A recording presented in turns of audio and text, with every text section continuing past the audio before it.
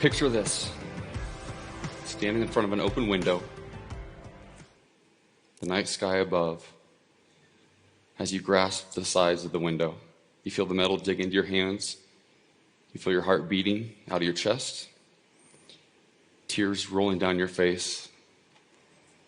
Too ashamed to look up. All you can seem to do is look down. 10 stories to the pavement below, and asking yourself if this is it. If tonight's the night you take your life. If that's the only way out of the despair that you're experiencing at that moment. That was me, October 16th, 2016.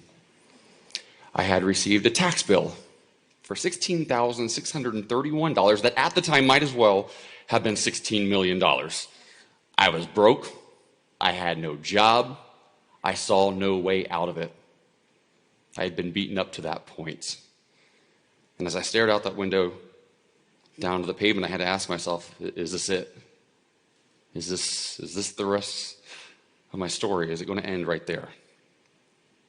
And as I contemplated this, I felt something just sort of push me back into the room.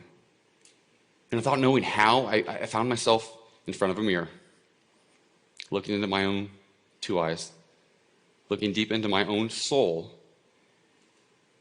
and having what I call my man in the mirror moment, where I had to really ask myself some really difficult questions. I didn't realize it at that moment, but that would be the catalyst for a 4-step system that I would later create and turn my life around. You see, I'd been a television host in Hollywood for years. I had my own talk show called Hollywood Stay Live on Fox. I was in all of your homes and your TV screens 5 days a week live, smiling and talking about the Kardashians and the Kardashians and the Kardashians. That's what I did until I didn't, until I lost my job. I was fired. I was replaced, and I was told that I was all icing and no cake. I'm all cake. I love cake. I'm a cake kind of guy. That hurt. They were basically telling me I was shallow and unintelligent. That's how it felt. Around that same time, my baby sister, my best friend in the world, my ride or die, we'd moved to Los Angeles together. We lived together for 6 years. We found our way back to faith together. And then she took me out for lunch on my birthday one day. And at the end of that lunch, she told me that she believed that Christ wants me to pray the gay away. I'd never heard that from her in my entire life. It gutted me. And then came the moment, the window. $16,631. That was the price tag I'd put on my soul that night. Oddly enough, also the price of a base model Kia Soul. No joke. Google it. That's how much I thought my actual soul was worth. Not my proudest moment. But I realized in that moment I had to get moving again. I had to figure out a way to change my story, to rewrite my story. Which brings me to step 1 of my 4-step process, the MOVE system. I had already, like I said, I experienced my man in the mirror moment. I had to ask myself some really, really tough questions and be prepared for answers that I'd not been prepared for up to that point. What part did I play in this tax bill? I had no idea up until the 1 year I really made money, the difference between 1099 and W-2 income. I was like, oh, 1099, I get to take more home. That's awesome. No. Uncle Sam gets that eventually. I didn't know that. I know now, and I'll never make the mistake again. From there, I started to get some answers, and once I accepted those answers, I moved on to step 2. Own your stuff. I had to own my part in all of these things that had led to that rock bottom moment in front of that window. I had to own the fact that I was not good with my finances, that tax bill came for a reason. I had to take ownership of that. Now, while I didn't have to take ownership of the fact that my sister now believed this thing about me and my sexuality, I did have to take ownership of the fact that I allowed it to impact me for 2 years. I cried myself to sleep too many nights over that. That may be her truth, but I know it's been placed in my heart. I know that I was created with a purpose for a purpose, and that was not it. I also had to take ownership of the fact that I lost a job. It happens. But I allowed that to impact me far too long. I believed the narrative that was placed on me, that I was all icing and no cake, even though it wasn't true. Once I owned those new truths, and I took those in and I held them close to me, I was able to move on to step 3, visualize. As a young boy growing up in Ohio, I'd always dreamed of moving to Hollywood and making it big.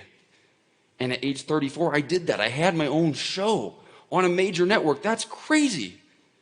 And I hated every minute of it. I did not enjoy it. That was hard. It's even harder to get fired from something you don't have the courage to walk away from. So now I need to visualize a new dream for my life, right? Not my parents' dream for me, not my friend's dream for me, not my agent or my manager's dream. My dream. I had to look deep into my soul and find my purpose, that thing that I needed to tether myself to, so that no matter what, when another tax bill may come or some rough times where I might lose a job, something comes my way, I'm tethered to something stronger to myself, a purpose.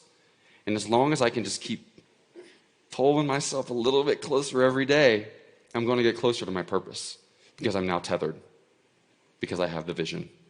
I believe firmly that if there is a thought in your head, a vision in your head, it is possible in real life or it would not exist. That is how we were created. I know my vision. Which takes me to step 4, evolve, which is what I'm doing right now, standing in front of all of you. I've never told this story publicly. My boyfriend knows, my mom knows. On social media, on TV, on red carpets, interviewing the biggest celebrities in the world, I look like this thing. And I'm so much more. There's a lot of cake in here. And I had to evolve to the point I am now, to have the courage to share that, to be on a stage, to write a book, to do the things I've done recently.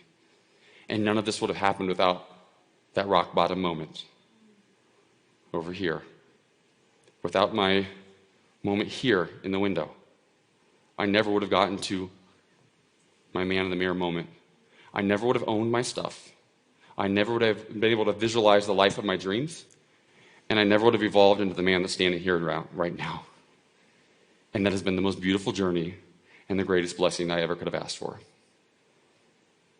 You got to get moving.